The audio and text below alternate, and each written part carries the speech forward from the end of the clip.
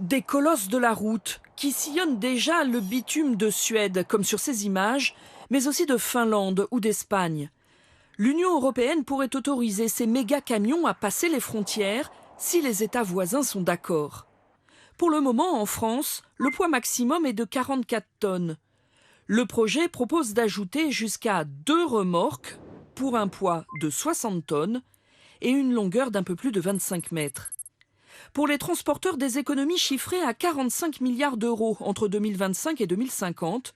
Utiliser de plus gros camions permettrait aussi de réduire les émissions de carbone.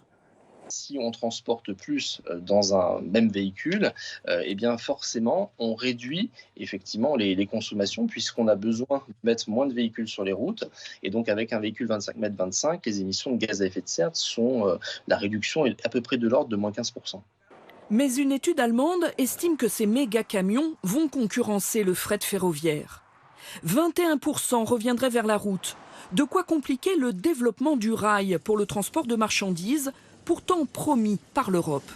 Le problème pour le fret ferroviaire, c'est que ça devienne moins attractif par rapport à ces camions, surtout s'ils deviennent plus compétitifs. Et donc, il y aura moins de trains de fret. Et les trains de fret qui vont rester, comme ils doivent supporter quand même un coût fixe pour l'infrastructure ferroviaire, ils deviendront encore plus onéreux à opérer. Même si le texte est adopté aujourd'hui, il restera plusieurs étapes avant de voir des camions de 60 tonnes sur nos routes. D'autant plus que chaque pays sera libre d'adopter ou non la directive européenne.